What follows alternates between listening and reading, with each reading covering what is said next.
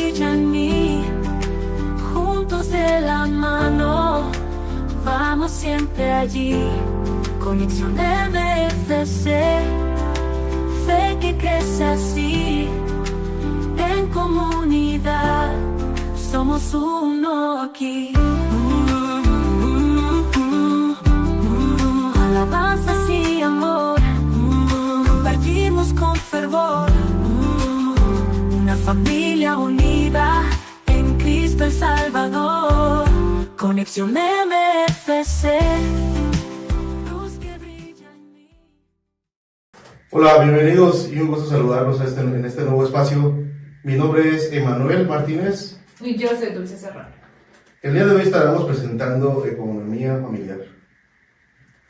Sí, el día de hoy vamos a estar platicando acerca de finanzas familiares y queremos invitarlos a que se queden conectados con nosotros durante la próxima hora. En ese tiempo, pues nuestros invitados del día de hoy les van a dar muchos tips, recomendaciones, porque no experiencias. Es importante conocer cómo manejar nuestras finanzas familiares, porque no es fácil, entonces debemos cuidar muy bien cada centavo que entra en nuestra casa.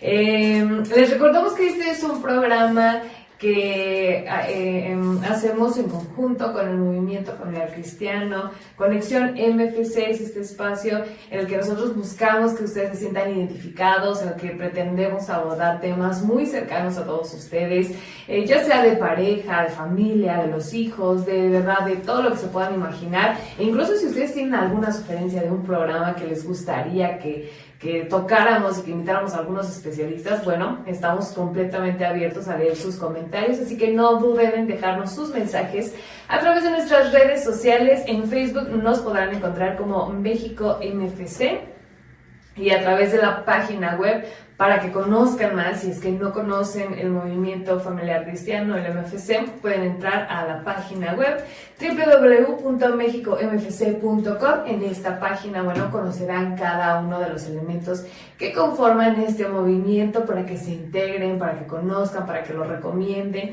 o simplemente para que recuerden si ustedes ya forman parte del Movimiento Familiar Cristiano. Y bueno, el día de hoy, ya para iniciar con nuestro programa, les queremos presentar, que seguramente muchos de ustedes que están conectados ya los ubican perfectamente, a nuestros invitados del día de hoy. Ellos son Juan Carlos Miranda y Rosy Gaona. En este caso, bueno, Juan Carlos nos va a explicar el tema pues desde su área de especialidad profesional. Él es asesor y consultor financiero, y ambos forman parte y son secretarios nacionales del área 4 en el MFC. Así que bienvenidos y muchas gracias por acompañarnos. No, al contrario, muchas gracias a ustedes por la invitación y nos da mucho gusto estar aquí. Muchas gracias, muy buenas noches, queridos hermanos. Gracias por la invitación, Dulce y Emanuel. Gracias a ustedes por aceptar la invitación, sobre todo con un tema tan importante. Creo que las finanzas es algo con lo que convivimos todos los días, como seres individuales, pero sobre todo como familia. Ya cuando tienes una familia y cuando hay cada vez más integrantes en ella, pues se vuelve un poco más delicado, ¿no? Este conteo y este cuidado que debemos tener de cada peso que entra a nuestro hogar. Entonces me gustaría que en esta primera parte nos contaran por qué es importante hablar de las finanzas familiares. Bueno, fíjense que hay un dato muy interesante. Del 100% de los divorcios, el 95% tiene una de las razones, el manejo del uso del dinero. Es la desconfianza. La desconfianza en cómo usas el dinero. Hay una pregunta que generalmente le hace uno de los miembros de la pareja al otro, ¿no? Al final de la quincena, ¿cuánto traes? Y la respuesta es, pues nada. Y la siguiente pregunta es, ¿en qué te lo gastaste? La realidad de las cosas es que la pregunta velada es, ¿en quién te lo gastaste? ¿No se supone que la familia es lo más importante para nosotros? Entonces ahí empiezan las diferencias, la desconfianza. Entonces, muchas de las razones por las cuales los matrimonios en ocasiones desafortunadamente se disuelven es porque detrás del uso del dinero se genera desconfianza. Entonces, este es un elemento fundamental, y es porque también no se habla de temas tan delicados como mis ingresos, tus ingresos, nuestros ingresos, mis gastos, tus gastos, nuestros gastos. Cuando las personas se casan, como que tienden a separar las cosas y no, o sea, la característica del matrimonio es que es uno solo. Entonces, generalmente esas cosas no se tocan. Con Rosy hemos dado pláticas prematrimoniales y de hecho damos el tema del uso cristiano de los bienes materiales cuando lo hemos dado, que es precisamente el hablar del dinero. Y les digo, a ver, ¿cuál es la prueba de fuego, no? Que se dice en las relaciones. La prueba de fuego es muy simple. Yo le pregunto a la novia, ¿tú conoces exactamente cuánto gana tu futuro esposo? ¿Tú sabes exactamente cuáles son sus deudas? ¿Te conoces el NIP de su tarjeta de crédito o de débito?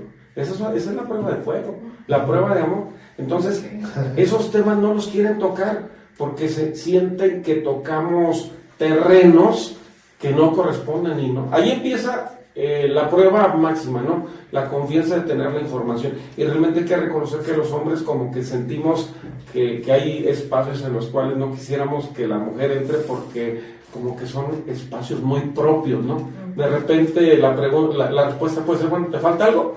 No se trata si te falta o no te falta, sino que la información pues debe ser de los dos y para los dos. ¿Por qué es tan importante este tema? Porque normalmente no nos tocó ver que nuestros padres tuvieran esa cultura financiera.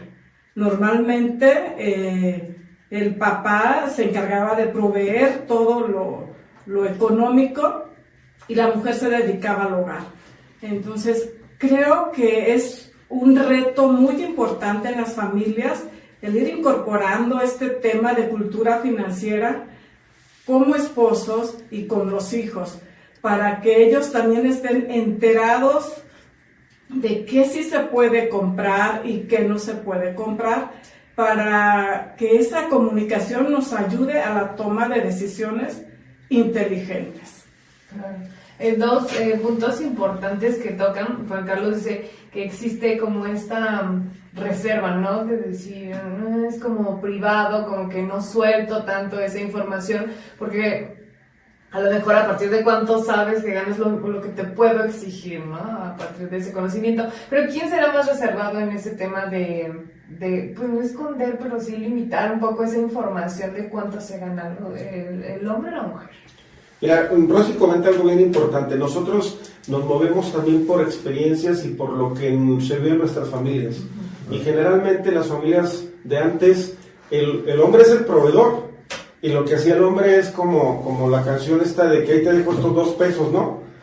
Oye, Martina, ahí te dejo esto. Bartola, perdón. Bueno, pues se llamaba Martina, la hermana de Bartola, en fin. A ver cómo lo haces estirar. Entonces, la función del hombre es, aquí está la lana. Y la función de la mujer, administrala. Entonces, venimos precisamente de costumbres. La realidad de las cosas es que nosotros debemos saber lo de los dos. Entonces, creo que la resistencia más es en nosotros los hombres, hay que reconocerlo, ¿sí? Creo que las mujeres tienen una habilidad natural para administrar el dinero, ¿sí? Pero al final del día debe ser una responsabilidad compartida, tanto el conocer claramente los ingresos de los que dispone la familia, como de los gastos que involucran precisamente a la familia.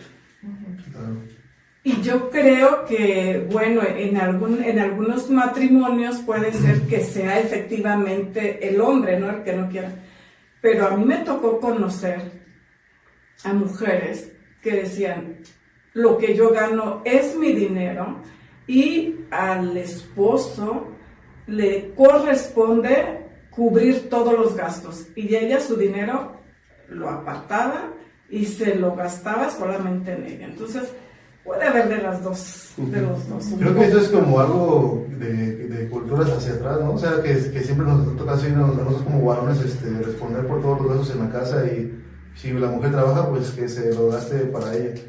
Entonces como que así nos educaron y así vamos creciendo, ¿no? Pero sí tienen razón, o sea, para mí sí es algo importante tocar ese tema para ver cuánto gana acá mi querido.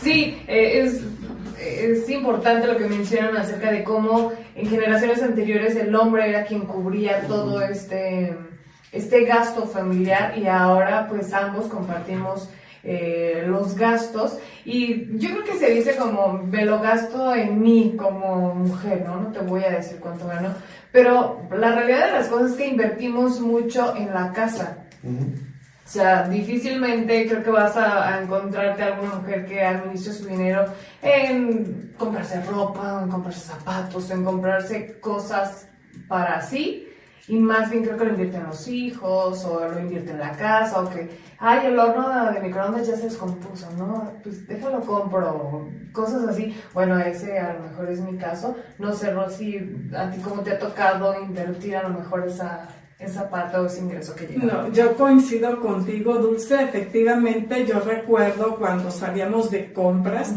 que llegaba el aguinaldo y ya lo estábamos esperando, nos íbamos de compras y acordábamos, ahora sí nos vamos a comprar nosotros. Y no, llegábamos y me gusta esta chamarrita para mi hijo, este pan, unos tenis, y salíamos con las compras un montón, pero para nuestros hijos. Sí. Yo coincido con... Claro, o la vajilla, que dices, híjole, qué bonitos platos, o las ollas, que dices, ay, estas ollas me gustan. Entonces, al final, puede ser tu gusto, sí, pero es en decoración o es en artículos o son cosas que necesitas para el hogar. Son para la casa, efectivamente, no tanto para uno. Coincido contigo. Claro, y bueno, ¿sería mejor una administración compartida, Juan Carlos, crees, que juntar en la quincena o a la semana o como sea, pues estos ingresos que tenga la pareja, que se junten y digan, bueno, tenemos 20 pesos, ¿para qué nos alcanza con estos 20 pesos? ¿O funciona bien esta dinámica de decir, bueno, tú a lo mejor cubres lo que vaya saliendo, estas necesidades pues que van surgiendo de pronto en cuanto a los niños, en cuanto a la casa, y a lo mejor yo cubro la parte de los servicios, de la comida, de pues lo que se necesite, ¿no? Como ya de cajón. Mira, independientemente de que cada quien manejara sus recursos, lo que sí debemos tener claro es la disponibilidad como familia. Okay. ¿Por qué? Porque también debemos tener objetivos como familia. Entonces, ¿qué pasa? Ok, tú tus ingresos, yo mis ingresos, en el sentido de que tú en tu cuenta bancaria, yo en mi cuenta bancaria quizá, pero sí saber de cuánto disponemos. ¿Por qué? Porque la pregunta es, ¿qué vamos a hacer como objetivos de corto, mediano y largo plazo de familia? Hoy en el corto plazo pues queremos comprar algunos elementos, en el medio plazo queremos mejorar el vehículo, en largo plazo queremos comprar una casa. Entonces no lo vas a poder hacer si no sabes primero de cuánto dispones y después cómo controlar los gastos. Si por ejemplo dicen es que tú pagas los servicios, yo pago los alimentos, está bien, pero se sabe en qué se va el dinero. El problema de las finanzas no son los ingresos, el problema son los gastos. Que jugamos una carrera en la cual tengo problemas financieros, necesito incrementar mis ingresos, porque mis gastos me atoran, pero el secreto es en el control de los gastos. La situación es que no controlas los gastos si no los conoces en principio. Y si cada quien gasta en lo que le corresponde, pero no nos sentamos y conciliamos esos gastos, tampoco vamos a poder establecer qué niveles de gastos puedo tener y por lo tanto si hay una capacidad de ahorro, porque debemos en principio entender que toda familia debe desarrollar el ahorro, porque eso es lo que va a permitir el día de mañana cubrir contingencias y empezar a establecer métodos objetivos de generar patrimonio. Hay lo que se conoce como el ciclo de vida. El ciclo de vida pues típico de una persona es naces, creces, te reproduces y mueres, ¿no? También hay el ciclo de vida financiero. Hay etapas para ir desarrollando diferentes objetivos de finanzas para la familia. En principio es saber de cuántos ingresos disponemos y cuáles son los gastos que tenemos para empezar a establecer esos objetivos. Más allá de si cada quien maneja su dinero o si se establece una cuenta única. Al final del día el chiste es saber la información.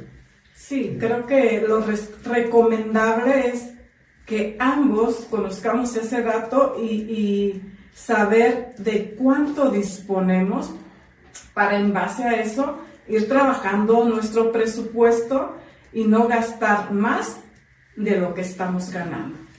Fíjate que nosotros tenemos una experiencia, pues ahora sí que similar a lo que nos acabas de comentar. En una ocasión ella me decía, oye, queremos que le pongamos el piso en una parte del jardín. Y ese era como el límite, ¿no? Porque yo dije, pues me voy a casar para el piso y para la mano de obra. Entonces ella me dijo, ¿qué te parece si lo sacamos? Yo lo voy pagando y tú pagas la mano de obra. Y le dije, si lo vamos a hacer así, entonces ponemos el piso de lo demás. O sea, ya hicimos parte de nuestro patrimonio en un solo golpe, pues, porque pues de alguna manera absorbió una parte importante de la economía. Ella pues que me ayudó y yo puse la mano de obra, entonces se hizo más ligero y no estábamos tan saturados en la cuestión pues, del dinero, pues. Y fíjense que hay una cuestión bien importante. Cuando se planean los gastos en familia, cuando se tiene claridad de qué es lo que se busca, también se facilita el decir no. Qué difícil es decir no. Es que tengo este gusto. No, porque si yo me gasto tanto en este gusto, voy a retardar este objetivo que tengo de poner el piso, de ampliar mi casa, de mejorar mi vehículo, o sea, muchas de esas cosas. Entonces, la mejor manera de tener la capacidad de decir no, porque luego también, oye, que un extapazo con los cuates. No, ¿por qué? Porque si hago eso, voy a retardar un objetivo que tengo como familia. Entonces, una ventaja también de planear es que me ayuda a saber cuándo decir no y cuándo decir sí. Inclusive una cuestión bien sencilla es reconocer que cuando el gasto es una necesidad y cuando el gasto es un deseo.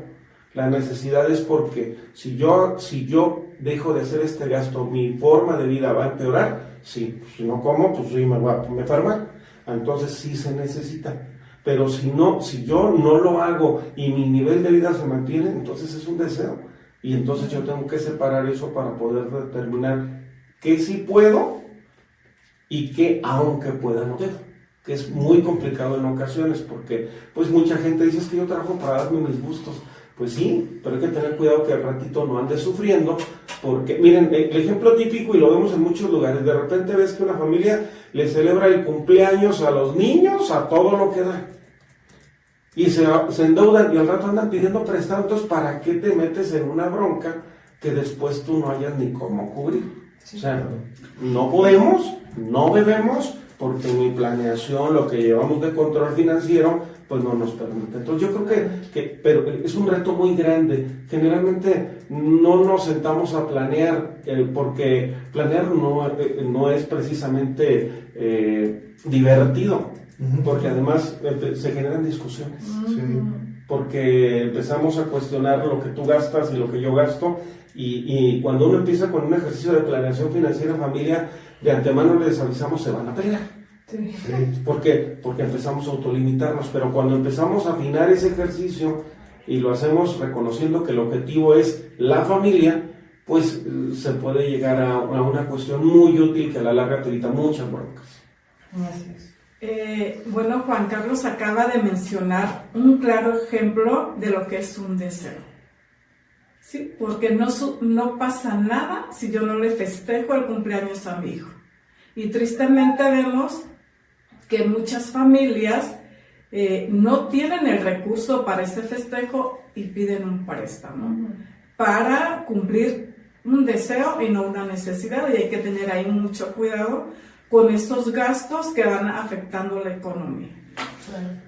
Y también nosotros nos ha tocado en pláticas prematrimoniales hablar un poquito de este tema de finanzas, como muy por encimita. Digo, no somos expertos como Juan Carlos, pero sí ponemos este ejemplo de cuando se inicia pues los planes de boda, ¿no? Que a veces es muy desbordado este gasto, que justo no hay una planeación, que tienen que pedir un préstamo y que su matrimonio comienza con estas deudas que en ocasiones pues o son impagables o no consideraron que a lo mejor todavía no había una estufa, todavía no había un refrigerador, que son gastos necesarios y que dices, bueno, ocupo un refrigerador porque si no voy a estar gastando en la calle o una estufa, porque si no es imposible mantenernos de comer en la calle, ¿no? Un desayuno, una comida y una cena todos los días.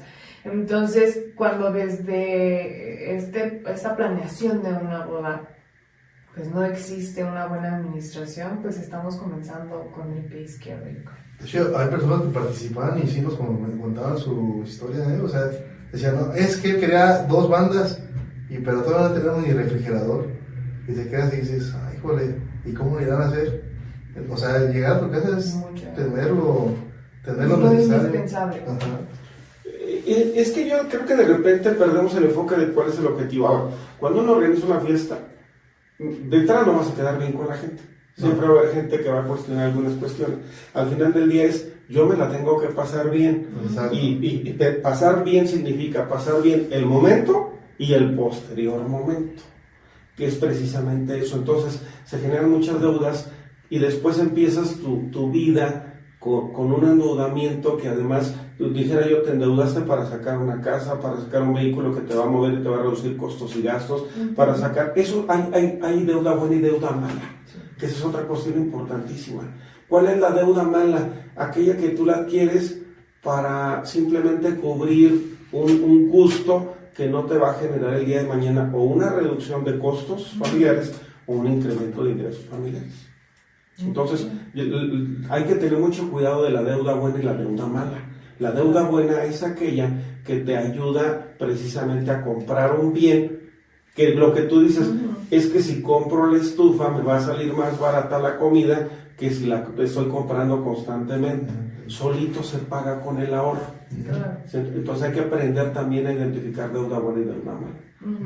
Y estamos hablando de un inicio de 2 personas, ¿no? Pero conforme van llegando los hijos, ya tienes que meter otro gasto de cajón a todos, a esto inicial, ¿no? De servicios, que podría ser de alimentos, y tienes que agregar la colegiatura si decides tener a tu hijo en una escuela privada.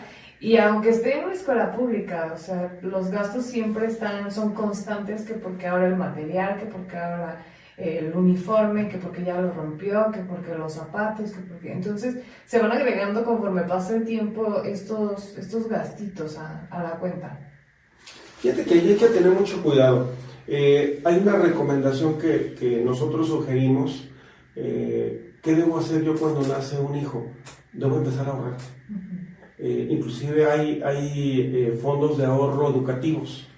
Es decir, yo voy contratando un fondo de ahorro en donde voy depositando, aunque sea una cantidad pequeña, que me va a permitir a mí generar un fondo para que cuando el hijo o la hija llegue a la edad escolar, yo ya le pueda pagar una colegiatura sin que yo me tenga que estar ahogando en el tiempo.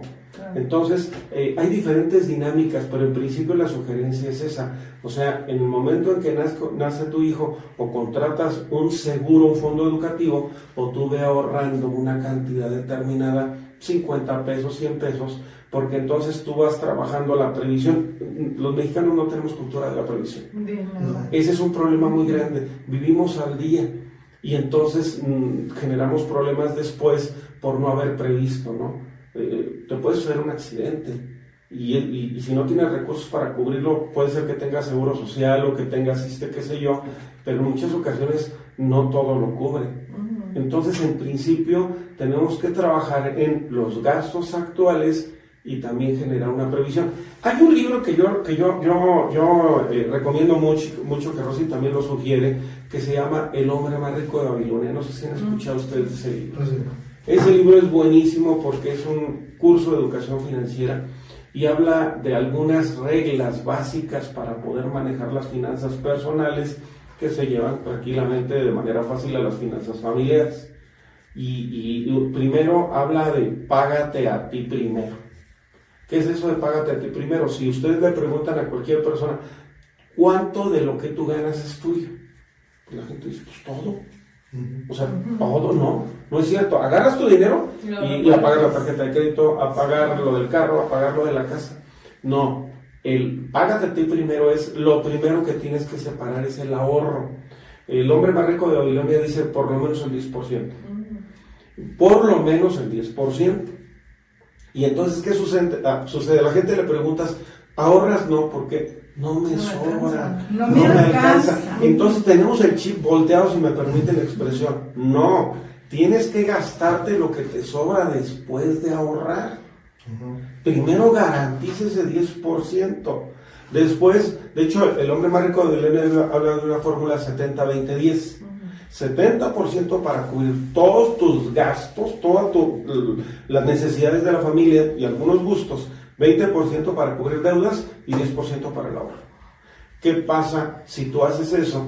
Después, poco a poco, vas a ir reduciendo tus deudas y de ese 20% de deudas, lo que dejas de pagar deuda lo vas pasando a ahorro, para que dentro de un periodo determinado tu nivel de ahorro llegue hasta el 30%.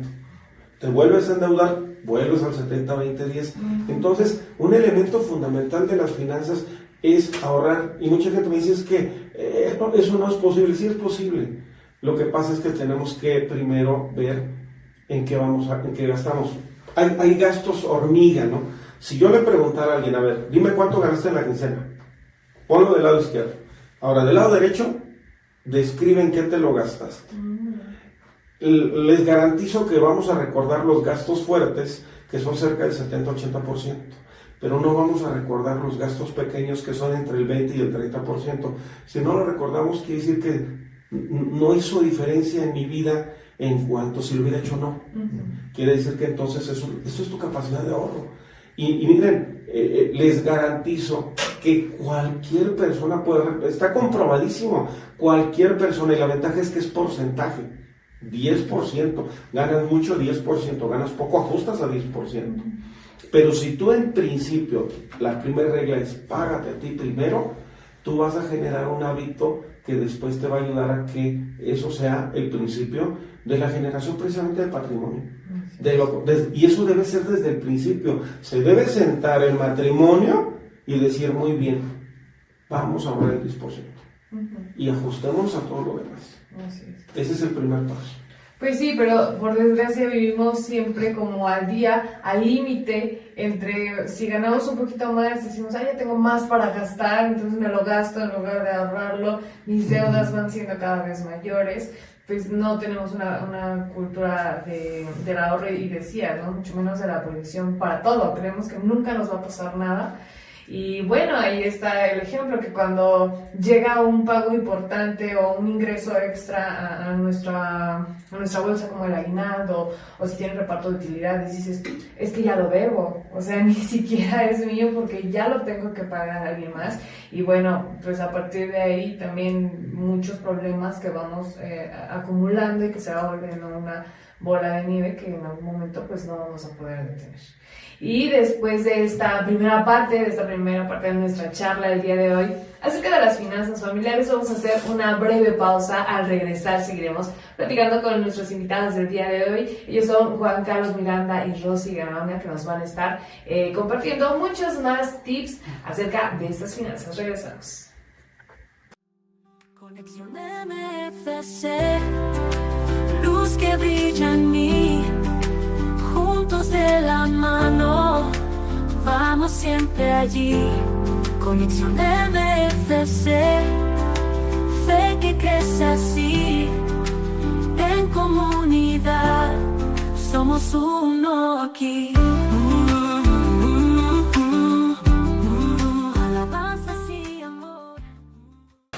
Estamos de regreso en Conexión MFC. Muchas gracias por continuar en esta transmisión en la que estamos platicando acerca de las finanzas familiares, y seguramente ustedes han escuchado o en algún momento también lo han dicho, esto de que cuando el hambre entra por la puerta, el amor sale por la ventana, ¿no? Y va muy de la mano con lo que nos decías, Juan Carlos, al inicio del programa, que ha habido muchos divorcios, que la tasa es muy alta cuando justamente las finanzas se van afectando dentro de nuestro hogar, porque pues no es fácil el administrar, no es fácil pues llevar el dinero, el llevar este gasto a nuestro hogar. Y si no se sabe administrar, si no lo sabemos aplicar como en estos porcentajes que nos decías, ¿no? Que es como una regla que viene en este libro de El hombre más rico de Babilonia, que es 70% para cubrir nuestros gastos generales, un 20% para cubrir deudas y un 10% de ahorro. Y lo hacemos como queremos nosotros porque justo no tenemos una educación financiera. Y a veces inicia desde lo personal, o sea, desde yo soy como persona antes de haber iniciado una familia, pues va a marcar a lo mejor un poco de cómo voy a saber llevar o no una administración familiar.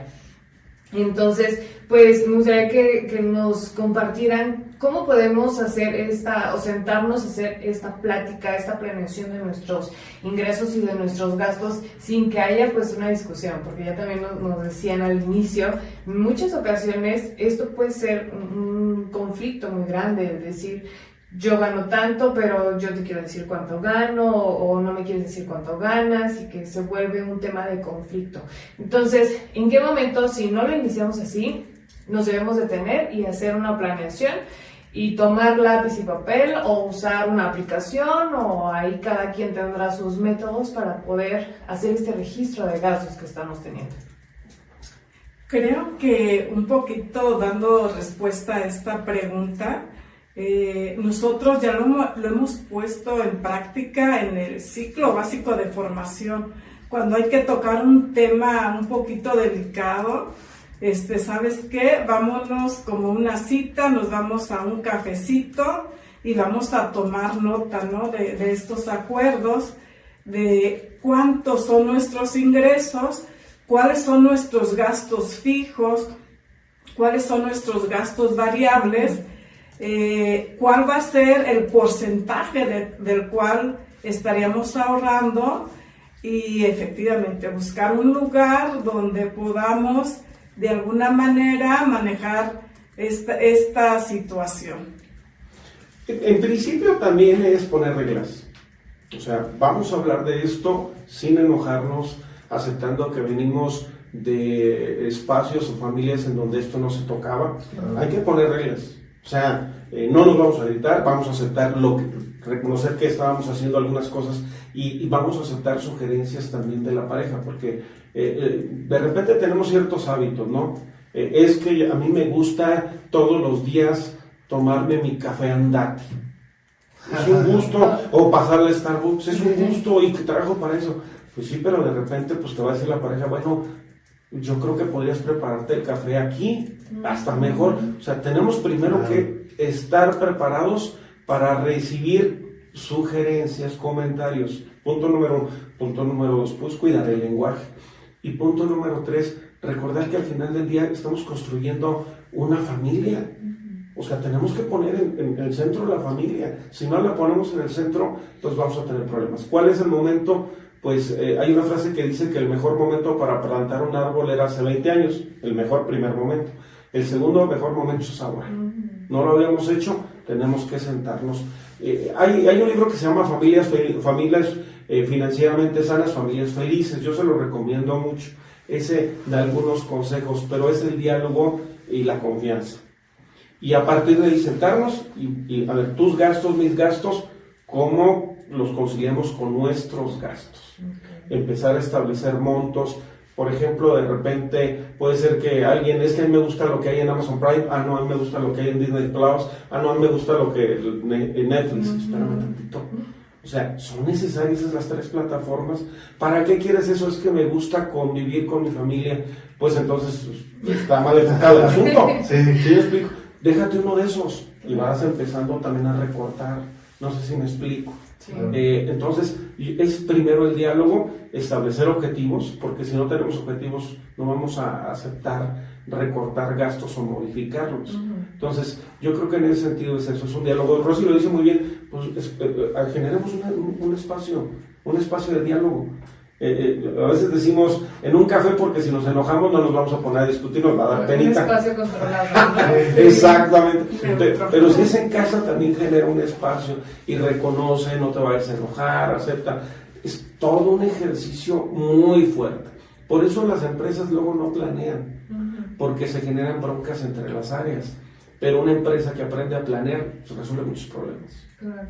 Y creo que también ahora estamos viviendo un momento en el que, antes las familias eran más grandes porque no había tantas necesidades o tantas comodidades o tantos lujos como ahorita, ¿no? Dices, antes pues lo básico era comer ir a la escuela y a lo mejor tener un coche para trasladarte. Ahorita las necesidades básicas se trasladan a tener 3 aplicaciones para ver películas, a tener internet en la casa, que cada integrante tenga un teléfono celular, que por lo menos 2 personas tengan un coche. Entonces van ampliándose estas necesidades, estas comodidades que tenemos ahorita que antes no las existían. Entonces, pues también ese tipo de gastos que ahora surgen, a lo mejor nos hacen que tambaleemos o que nos equivoquemos a la hora de administrarnos en casa. Fíjate que yo lo digo entre broma y en serio, que antes los papás tenían muchos hijos porque no tenían hijos, tenían manos de obra. ¿Verdad? Porque nos mandaban a trabajar, a nos tocó trabajar de niños, ¿no? O al rancho, o vete a cuidar las vacas, ocupar mano de obra, pero ya como estamos muy urbanizados, ya es muy complicado eso. Entonces efectivamente se han reducido las familias, pero al final del día también se han incrementado los costos de transporte, alimentación, vestido, etcétera, colegiaturas. Y algo importante es que también tienes que empezar a involucrar a los hijos. Miren, ejemplo, tienes que empezar a enseñar a los niños desde chiquitos a ahorrar. Pero contrario a lo que mucha gente piensa, el famoso cochinito, alguna vez yo revisando coincido en algo que se decía que los cochinitos sirven para 2 cosas: para que los papás aprendan a robar y los hijos se frustren. ¿Por qué? Porque le están echando al cochinito y los niños sienten que van contando. ¿Y qué hacen muchos papás? Híjole, pues yo necesito, y ahí andan buscando la manera de sacar el cochinito. No, la alcancía. Tengo que enseñar a los hijos a ahorrar, y una herramienta es la alcancía. La alcancía debe ser transparente, contrario a lo que se piensa. La alcancía puede poderse abrir para que los niños sientan cómo va creciendo lo que van ahorrando. Es decir, van ahorrando y de vez en cuando tienen que contarlo para que vayan viendo cómo ese ejercicio va incrementando su dinero. ¿Sí me explico? Y los papás, pues aguantarse a respetar el dinero de los hijos. Por eso les digo, los cochinitos sirven para que los papás aprendan a ahorrar, a robar, y los hijos se frustren, porque después no hasta lo que esperaban. Entonces, sí empezar a hacer ese ejercicio. Segundo, ya cuando los hijos tienen una cantidad, caray, 500, 600 pesos, pues yo ya puedo abrir una cuenta. Los bancos tienen cuentas para niños, sin comisiones, etcétera, para fomentar, para que el niño vaya y sienta que deposita. Al niño hay que hacerle notar poco a poco que hay ciertos gastos que no se pueden hacer. Y se recomienda que cuando los hijos ya están a los 15, 14 años, y están en condiciones de entender que el dinero es limitado y que hay ciertos costos y gastos que no se pueden realizar, porque los hijos luego tardan mucho, ya cuando están en la universidad. Yo platico con alumnos de la universidad y todavía no están conscientes de limitaciones financieras que tienen que aprender, y salen, empiezan a ganar y no controlan eso. Entonces, hay etapas en la vida, poco a poco hay que ir involucrando a los hijos también en esto del manejo. Todo inicia con la alcancía, pero contrario a lo que mucha gente piensa, la alcancía debe ser transparente para que el niño vaya viendo, y pues también que si le falta, pues sepa quién se lo tomó. Claro. Ahora sí que no nos enseñamos a hacer, no estamos enseñando a hacer cosas, sino a ser prevenidos, ¿no? Exactamente, sí. Que luego los niños cuando ya tienen su dinero no se lo quieren gastar. No. Dicen, no, mejor. Y lo van guardando, así nos pasa a nosotros que nuestra niña tiene como sus ahorros y ya cuando quiere algo dice como que no, mejor no, y se queda guardando su dinero. Porque ya sabe que lo que le costó ahorrar ese dinerito, ¿no? Bien lo mencionaba Juan Carlos, se puede abrir una cuenta para los hijos en el banco, pero también están las cajas de ahorro. Son alternativas, hay fondos de ahorro. Ya el segundo paso es eso, tenemos que empezar a aprender qué alternativas tenemos. O sea, a mí me gustan mucho las reglas que establece el hombre más rico de Babilonia.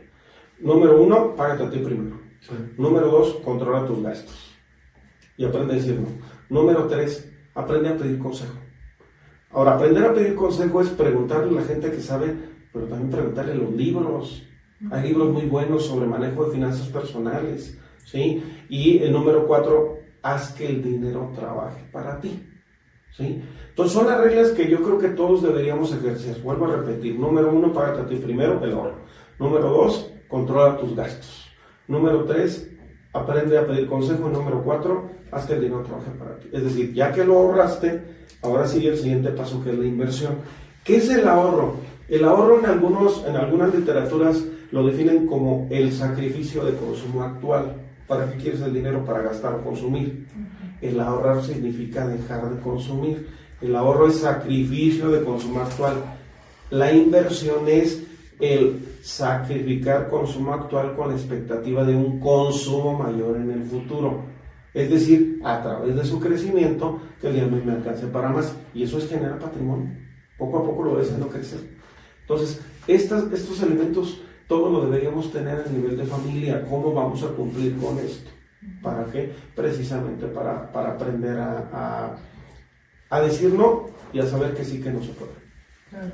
Y quiero pensar que cuando en las familias existe algún tipo de vicio, ya sea el tema del alcohol o el tema del cigarro, debe ser una fuga de dinero importante para la familia y justamente para esta estabilidad que podrían tener. Y puede ser también un buen momento pues para sentarnos y hablar acerca de estas fugas de dinero, estos gastos hormiga que en muchas de las familias existe, ¿no? Todo el tiempo, y que incluso los vicios se pueden traducir a que todos los días me quiero tomar una coca a la hora de la comida, ¿no? No necesariamente el alcohol, sino como estos gastitos que no sabemos en qué se nos va el dinero, que es que ya no traigo al final de la quincena o al final de la semana. Entonces, ¿cómo ayudar para evitar estas fugas? Mira, te voy a dar un caso personal. A mí me encantan las plumas, las plumas, o sea, y yo hubo un tiempo en que siempre que generaba un ingreso adicional o una pluma, y hay pluma desde Parker, Inoxcrom, Marconelli, Montblanc, pero me gastaba un dineral en eso. O sea, ¿cuánto te costaba una? No, pues es que ahorita las plumas pueden costar 15,000 pesos tranquilamente o más. Una Montblanc baratita. Pero te comprabas un juego que te costaba 3,000 pesos, un juego que te costaba 5,000, 1,000. ¿Sí me explico? Sí. Y de repente dices tú, bueno, ¿y para qué? Pero era un gusto, ¿no? Y un día Santa Rosa me dijo, a ver, un día te voy a poner a vender en la calle y no te van a pagar lo que cuesta. Y de repente cuesta mucho trabajo decir, no, ya no es correcto.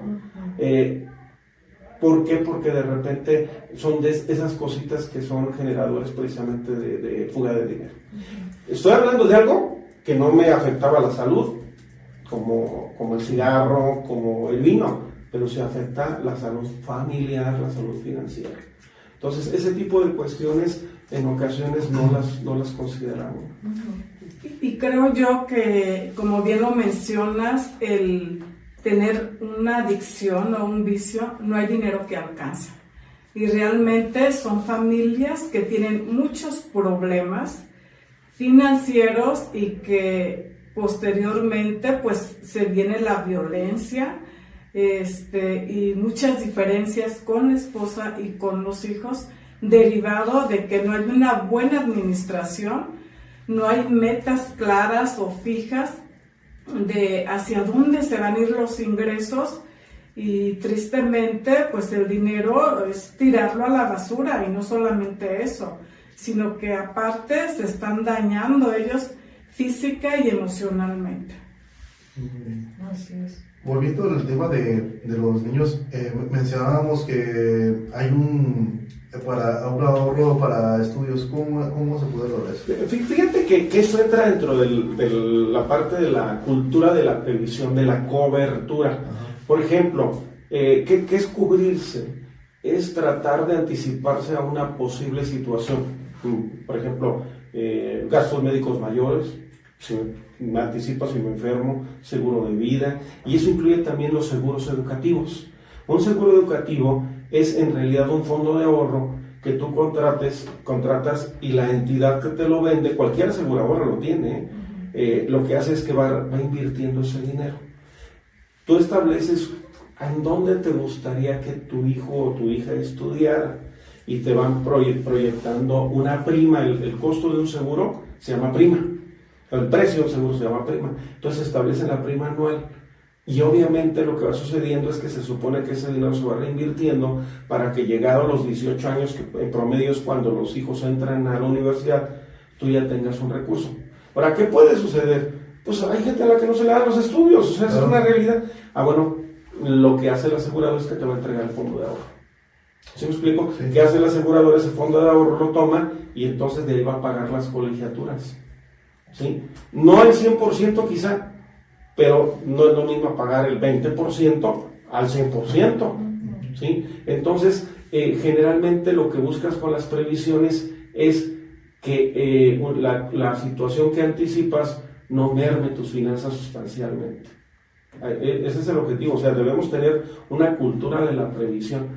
Comentábamos, como dicen por ahí tras bambalinas, ya tuvimos una experiencia todos en la época de pandemia. Sí. En la época de pandemia nos dimos cuenta de cuán es necesario la previsión, el estar preparados. Yo le preguntaría a quienes nos escuchan, ¿qué pasaría si hubiera otra pandemia? ¿Estamos preparados para que no suceda lo que nos sucedió? Es que si soy comerciante, si presto algún servicio y de repente me dicen se cierra todo, ¿tengo yo capacidad para cubrir 3, 4, 5 meses de gastos sin trabajar? ¿O a los 3 días ya ando sufriendo? Creo que yo insisto, le digo a la gente, deberíamos prepararnos como si fuera a haber otra pandemia, porque no hay nada que lo impida. ¿Qué pasaría si se viene una pandemia? Entonces, si tú te preguntas eso, también tienes que contestarte cuál es la previsión que tienes que ir realizando. Y entre ellos incluye la educación de los hijos, los propios gastos y el futuro que quieres construir. Okay. Y bueno, ¿cuáles son estos consejos básicos que nos podríamos llevar para decir, bueno, así podemos mejorar nuestras finanzas? No sé, se me ocurre así en primer momento el decir, es mejor hacer las compras de nuestro mandado, de nuestras frutas y verduras en el tianguis, a lo mejor que destinemos un día a la semana, a estar comprando en la tienda cada que necesito un jitomate. ¿Cómo podemos hacer que nuestro dinero rinda más y que pues tengamos una mejor economía en casa? Creo que sí es muy importante la fruta y la verdura. Si vamos al mercado, vamos al tianguis, es más fresca y ya es más barata. Lo que nosotros hacemos es mínimo comprarlo de una semana, lo que es frutas y verduras. ¿Por qué? Porque los tiempos no nos dan para ir a cada ratito a la tienda y porque sale más caro, ¿no? Y efectivamente eso estaría ayudando a nuestra economía. Fíjense que hay varias reglas. La primera, por ejemplo, tú surtes en una tienda, en un centro comercial, antes de entrar lleva por escrito lo que vas a comprar. Hay una pregunta que te hacen siempre las de la caja. ¿Encontró todo lo que buscaba? Le digo, no, encontré más de lo que buscaba. Porque siempre compramos más. Y ahí se va parte de la... No, lleva por eso. Lleva lo que vas a comprar. Pero es que a los niños se les antoja. Pues también tú desde un principio miren, de repente somos bien especiales los seres humanos. ¿Qué pasa si yo veo un niño tirado en el piso haciendo un berrinche? ¿Qué papás tan...? Pues sí, pero pues lo que pasa es que hay niños que pues utilizan esa medida para que le compremos lo que sea con tal que los demás piensen lo que quieran. O sea, si yo hablé con mi hijo, no te voy a comprar, no le compro, te voy a comprar algo pequeño. ¿Sí me explico? Desde el principio los niños deben entender eso, aunque de repente parece cruel, pero lo ideal sería, lo que voy a comprar lo llevo por escrito y planeo bien cuánto voy a comprar. Nosotros buscamos efectivamente los lugares donde venda más económico, inclusive nosotros íbamos antes al mercado de abastos, sábado, domingo, y comprábamos a mejor precio. Y sí se ahorra uno una cierta cantidad. Hay que poner por escrito lo que vas a comprar y también tener claro qué es lo que vas a requerir en mediano a largo plazo. ¿Te vale? Otro elemento fundamental también es sí planear el menú de la semana en la medida de lo posible. ¿Sí? El fin de semana nosotros le llamamos, y a todos les pasa, pues ¿qué es lo que hacemos? Le llamamos éxitos de la semana. El fin de semana estás comiéndote lo que quedó de la semana. Son éxitos de la semana, ¿no? Pero vas optimizando, vas aprovechando todo eso. creo que también es muy importante el anotar todos los gastos que realizamos. ¿Esto qué quiere decir? Que en una libretita de bolsillo, si fui a la tienda y me compré un chicle, le di algo al viene, todos los gastos que realicemos, como bien lo mencionó Juan Carlos al iniciar, la pregunta es, ¿cuánto tienes? Ya no tengo nada, pero ¿en qué te lo gastaste? Mira, aquí está. Pagué los servicios, pagué la colegiatura y nos evitamos malos entendidos. Lo que comenta Rosy, de hecho, le llamamos mi querido diario financiero. De hecho, es un primer ejercicio para saber qué puedes ahorrar. Lo que se recomienda es, en una libretita que puedas echar en la bolsa, anota todo lo que gastas, todo en la quincena. Y después siéntate y pregúntate, ¿qué hubiera pasado si no gastara esto? Y nos vamos a dar cuenta de que se cumple tranquilamente ese 20% que podrías ahorrarte ahora. Y a partir de ahí, ahora conviértelo en un regulador para que anotes. Ahora, pues estamos ante la tecnología. Hay aplicaciones, por ejemplo, yo recomiendo una que se llama Gastos Diarios. Esa aplicación, Gastos Diarios, te permite controlar tus gastos por concepto, alimentación, servicios, tú lo puedes establecer, llevas el control de tu saldo inicial de bancos y ahí vas controlándolo todo. En vez de anotarlo, hay como 5 o 6 aplicaciones. Oye, pero es que bajo la aplicación y me pone comerciales, claro, porque es la opción gratuita. Si quieres pagar, paga para que no te salgan comerciales. Yo no encuentro ningún sentido. Pero eso nos va a ir de otra fuga. Exactamente. Pero gastos diarios te permite controlar tus gastos, te permite calendarizar tus gastos, o sea, tú puedes utilizar la tecnología para saber exactamente en qué gastas. No hay pretextos para decir que no puedo saber en qué. Ahora, si se hace una clasificación, hay un concepto que no debe existir: otros gastos. No, porque otros gastos es un hoyo negro, ¿no? Otros gastos, yo comento que es ese gasto que tú no quieres que tu esposa sepa de qué es. No, debe estar claro. Ahora de repente decimos, es que todos me van a controlar. No, establezcanse dentro de su presupuesto 1,500, 2,000 pesos, tú gástalos como tú quieras. Porque de repente es que, oye, pues tengo mi club de todo y con mis cuates, compañeros de la universidad, me junto y me tomo una copa o vamos a comer. Se vale. Sí. Mi club de la pequeña Lulú también se van, pero que tengamos claro eso. De hecho, hay una regla que también se sugiere. A ver, si tú tienes que hacer un gasto, si el gasto es mayor a 1,000 pesos, consúltalo con tu esposa.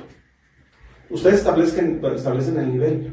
Y con eso nos damos el margen porque tenemos que contestar rápido algunas cuestiones, pero al final del día todo es control y el control no nos gusta, pero nos evita muchas broncas. Efectivamente, a nosotros nos funcionó muy bien lo que comenta Juan Carlos. ¿Sabes qué? A partir de una compra arriba de los 1,000 pesos, 1,500, lo vamos a consultar. No lo hagas tú solo, ¿sale? Consultemos los dos, que si se necesita, seguramente sabemos que no va a haber ningún problema. Otro consejo que a nosotros nos ha funcionado muy bien, cuando se acercan y nos piden dinero prestado. Mira, déjame consultarlo con mi esposa y después te lo comento. Esto nos va a ayudar el día de mañana hasta perder alguna amistad. Nos va a ayudar, nos va a propiciar. Sí. Y tener problemas con la propia familia en muchas ocasiones. Esto que comenta Rosy es importante. Miren, ¿qué más quisiera uno que ayudar a todo el mundo? Sí. Pero al final del día, mi responsabilidad es la estabilidad financiera de mi familia, la que estoy construyendo. Oye, pero un hermano, etcétera. Todos tienen que asumir las consecuencias de sus decisiones. Sí, claro que se vale apoyar. Oye, mi hermana necesita esto, tú órale. Pero es en común.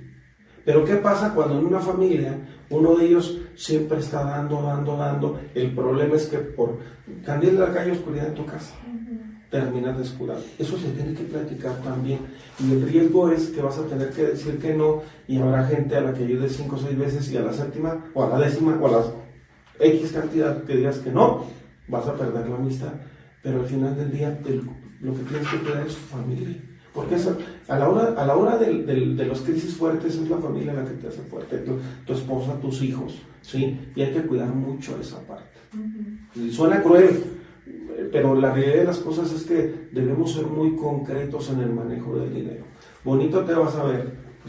Miren, esto es bien importante. Hay el concepto de la mayordomía de los bienes. Es como un empresario que decide vender todo lo que tiene, regalarlo a los pobres y en 3 días está en la misma fila a los que quiso ayudar. Ya como pobre. No. Tú tienes la responsabilidad de cuidar tus bienes, multiplicarlos y de ahí ayudar a otros. Pero al final del día tienes que seguir haciendo crecer el patrimonio, porque de lo contrario, pues simplemente ya no vas a poder ayudar a más y además tú vas a estar en la fila de los que necesitan ayuda. Y eso pasa en muchas familias. Por ayudar a otros descuidas la tuya y al ratito el problema, ¿cuál es? Pues de que te quedas solo o con unos problemas tremendos que después es muy difícil de resolver. Fíjate que a mí me pasó algo que yo me sentí egoísta. Tengo un seguro de grúas, entonces nada más son 4 al año, pero como con ellos salimos mucho, digo, no voy a ocupar un día y que me toque pagar un dineral de grúa, que me toque una grúa foránea para traerlo aquí a Morelia, y pues por haberla dado, pues ya la perdí, me toca pagar a mí nadie me va a apoyar. Entonces una de mis hermanas me pidió que si le hacía un favor que le prestara una grúa, y yo dije, ¿y si la llego a ocupar? O sea, a mí si nosotros salimos mucho fuera, y si una grúa fácil de Pátzcuaro a Morelia son 9,000 pesos. Entonces dije, ¿quién me va a apoyar si me llega a pasar una situación así? Y le dije, no, la verdad, si quieres mejor te apoyo con 250 pesos para lo de la grúa que te voy a cobrar. Sí, dije, me va a salir más barato. O sea, sonó feo, yo lo sentí mal, pero a la vez pensé en mi bienestar y el de mi familia, porque no cualquiera va a desembolsar 9,000 pesos para dártelos. Fíjate que tocas un tema muy importante. Nosotros somos católicos, sí, y nosotros damos el diezmo. Ajá. Damos el diezmo porque creemos que tenemos que contribuir a que la iglesia tenga recursos. O sea, pues una iglesia sin recursos no puede hacer nada. Entonces ahí se modifica la mezcla: 60, 20, 10, 10. Ajá. Y ese 10% es para el diezmo o para ayudar a otros, pero lo haces consciente de que no va a regresar. Okay. ¿Sí me explico? Ahí la mezcla y se vale, ¿sí? Yo sé que esta lana no va a regresar. Lo hago ¿por qué? Porque es una manera de agradecerle al Señor que me da. El problema es cuando tomas del 60 para ayudar a otros. Ya ese 60 te va a hacer falta tarde que temprano. Entonces ahí puedes jugar con ese porcentaje. O de ese 20 de deuda, bueno, pues no estoy tan endeudado, lo sigo separando en ahorro y puedo tomar para apoyar. Pero siempre la pregunta es, tú lo dices muy correctamente, y el día de mañana que me toque a mí, ¿quién me va a ayudar? Ayudas a los demás, por lo menos no pidiendo. Es como la frase que dicen, pues si no me das, por lo menos no me quites. Sí, exactamente. Yo te ayudo no siendo una carga para ti, familia. Ya con eso, ya es mucha ventaja. Claro.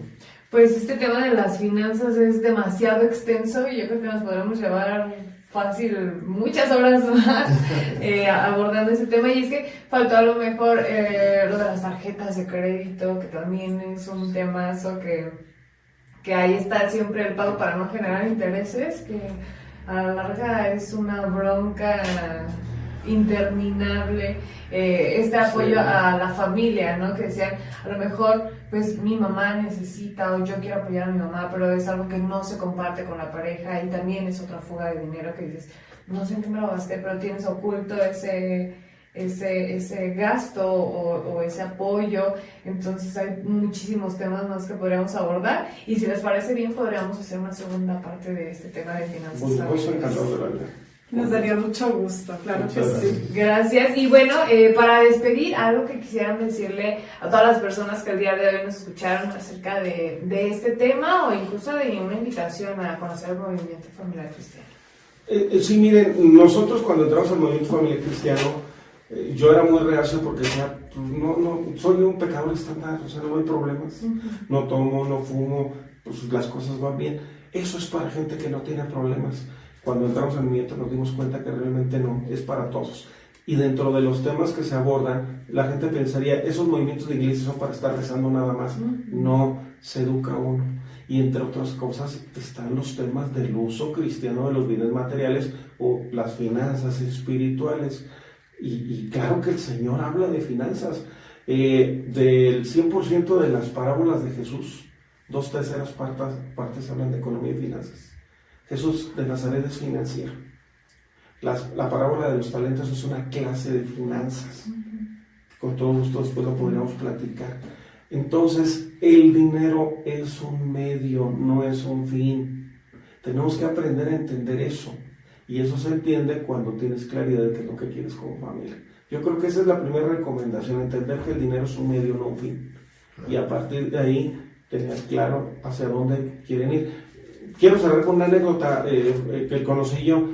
Una pareja, pues afortunadamente esta persona trabajaba en una dependencia de gobierno, quedó muy bien jubilado, fueron a poner orden con el notario, que por cierto era su amigo, y dice, bueno, ¿y ahora qué van a hacer? Le dice el notario, lo que siempre hemos soñado, construir una cabañita en un terrenito que tenemos a la orilla del lago de Sirahuén, y todos los días ver el atardecer y pescar.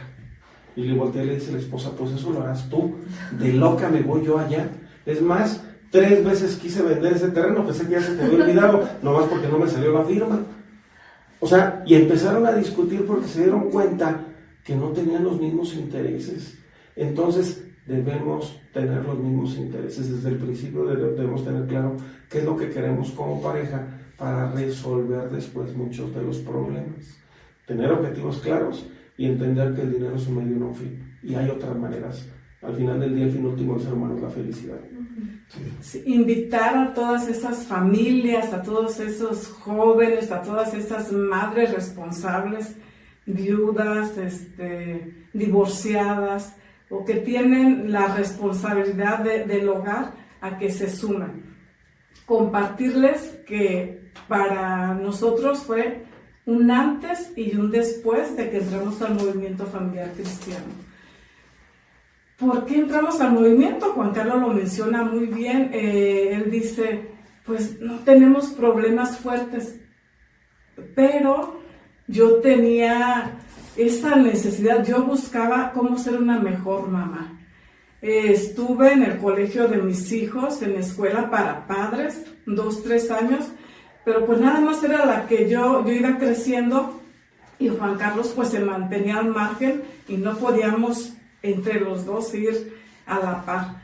Posteriormente entré a escuela para padres también con una terapeuta que me ayudó mucho a crecer, y crecimos como familia cuando entramos al movimiento familiar cristiano, cuando los dos avanzamos de la mano y juntos haciendo esas reflexiones en familia. Creo que de verdad nos ha ayudado y nos sigue ayudando a seguir creciendo, porque seguimos aprendiendo. Y la invitación es que se sumen, y sobre todo también a dar servicio al Señor de todo lo que hemos recibido a través de otros matrimonios. Y no debemos olvidar a los jóvenes. Un ejemplo es que yo tuve la oportunidad de dar un curso de finanzas espirituales a los jóvenes. Los jóvenes tienen mucho que aprender en materia financiera también. En materia financiera y en materia del uso cristiano de los bienes materiales. Entonces no está peleada la fe con el dinero. Lo que está peleado es el mal uso del dinero y olvidando la fe. Hay que conciliar las dos cosas, porque el Señor, la Biblia es un manual de excelencia gerencial y un manual de finanzas personales y familiares. Hay que aprender simplemente a interpretarla y a encontrar los buenos conceptos que nos dan. Entre otros muchos libros que se podrían sugerir. Tranquilamente podría ser una sesión completa para sugerirles libros simplemente para que nos orienten en el uso del dinero. Claro, pues nos llevamos muchas lecciones el día de hoy, muchos aprendizajes, muchos tips, y esta reflexión para hacer cuando termine este programa, decir qué estamos haciendo, ¿no? De sentarnos a platicar cómo están nuestras finanzas, cómo las podemos mejorar, y buscar como este espacio propicio para abordar todo este tema. Un gusto platicar con ustedes, Ros y Juan Carlos, y de verdad que queda esta invitación abierta para que regresemos a abordar una segunda parte de las finanzas. Muchas gracias. Gracias. El día de hoy nos despedimos de Conexión MFC, pero les recordamos la siguiente semana. Los volveremos a saludar con un nuevo tema, con nuevos especialistas. No se pierdan cada una de las transmisiones.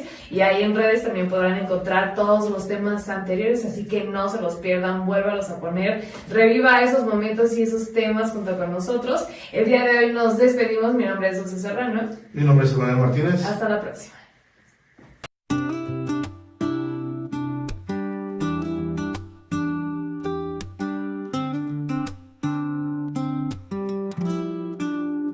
Un nuevo día ya comienza con una sonrisa y fe, con conexión que nos guía a un camino de esperanza. Escucha, hermanos, la palabra que nos llena el corazón. Con MFC siempre unidos en la paz y la oración. Conexión MFC, luz que brilla en mí. Juntos de la mano, vamos siempre allí. Conexión MFC, fe que crece así. En comunidad, somos uno aquí. Alabanzas y amor, compartimos con fervor. Una familia unida en Cristo el Salvador. Conexión MFC, luz que brilla en mí. Juntos de la mano, vamos siempre allí. Conexión MFC, fe que crece así. En comunidad, somos uno aquí. Alabanzas y amor, compartimos con fervor. Una familia unida en Cristo el Salvador. Conexión MFC, luz que brilla en mí. Juntos de la mano, vamos siempre allí. Conexión MFC, fe que crece así. En comunidad, somos uno aquí.